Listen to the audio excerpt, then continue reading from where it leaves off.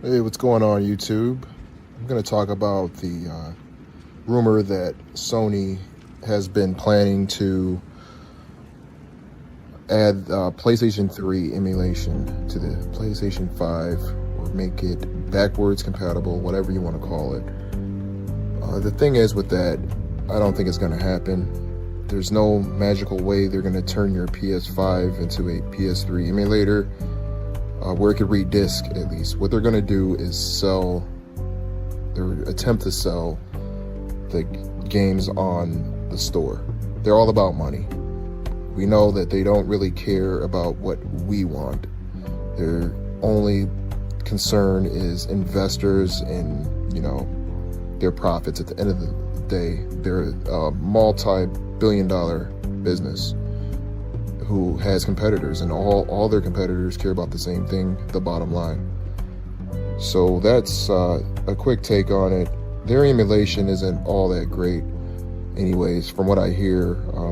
There's other softwares you can use that will emulate the games a lot better than what Sony is offering.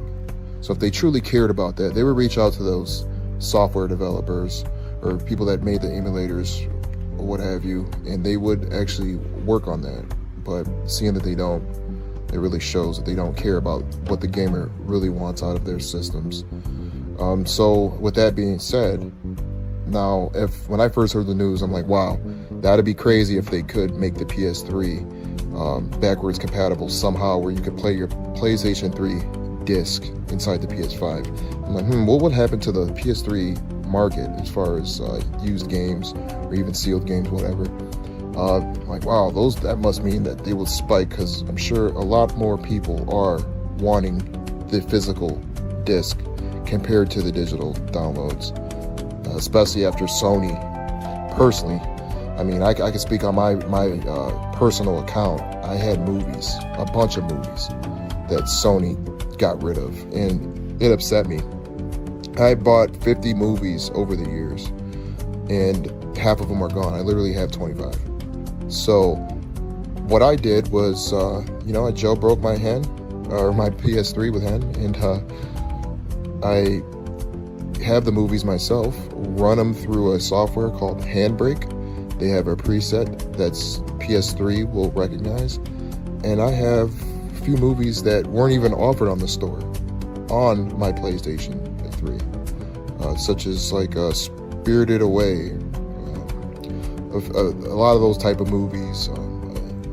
Of course, there's some movies they did have that I added, like Terminator 2, and I just found out you could actually change the icon, like the thumbnail icon, to like 15 seconds of the scene that you want, which I find is pretty good. PS3 is like, it's so ahead of its time with what it did have to offer. I mean, I have thousands of games on here, all on a 1.5 internal SSD card, and I did have to back that up, which took 35 hours literally. It started at like 11 o'clock in the afternoon, and it didn't get finished till about 7 o'clock at night the next day, and just so happens a thunderstorm rolled in, just my luck. But anyways, I digress. So yeah, the PlayStation has so much to offer, the PlayStation 3 I should say, and it's like they just went backwards. The Sony, that is. I have RetroArch right here. I have that set up. I have PlayStation 2, PlayStation 3, a few PS1. It's just a wonderful console, and I hope this thing never dies on me, which is why I'm so pro super slim. I get in the comments, because I made another video, which I'll attach to the left of the screen right here, that why you should own a PlayStation 3 Super Slim in 2024. The Super Slim, I know a lot of people say, oh, it's cheap plastic junk, but it's not the outside that matters, it's the inside that counts. It's the inside that matters.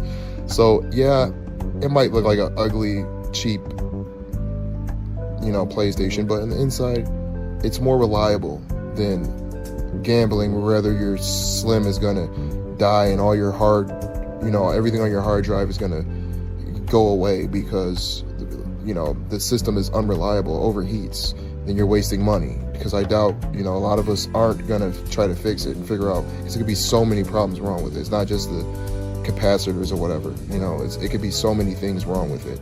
So to me, it's just too much of a gamble. Yeah, nothing's foolproof.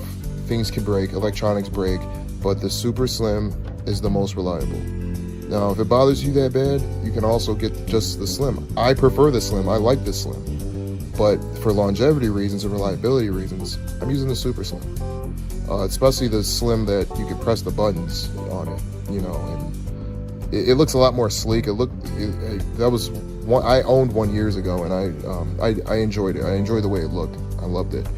But if that bothers you, I'd recommend using, buy your Slim, then have a Super Slim as backup. Back up your hard drives, and then especially with Internet Archive going down.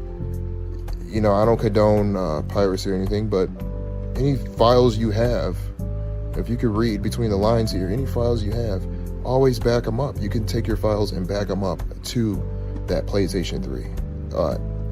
Nintendo coming after Vim's layer. Internet Archive's probably next. They got a big lawsuit going on.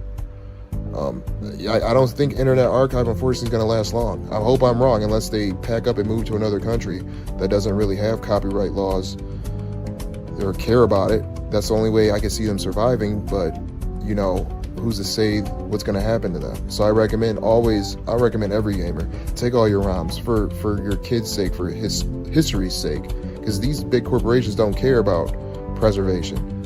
You can't have too many hard drives, and even those fail. So I recommend just having multiple copies of things.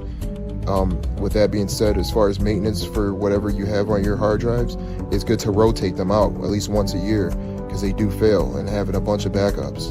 I wish I could bury mine, but I haven't come up with a good reason or a good way to do it, if something goes wrong. I've even heard of they're called M-Disk, I believe, and they allegedly could last 1,000 years of data on there, and all kinds of all kinds of archive files or whatever you want to archive. Who's to say what CDs are going to be around for 1,000 years? But anyways, yeah, it just with as far as Sony and the PlayStation 3 emulation and whatnot, it's all about just money. It's not going to happen. All they're going to do is just sell you this stuff. They're just looking to make money. You're not going to be able to ever use your disc.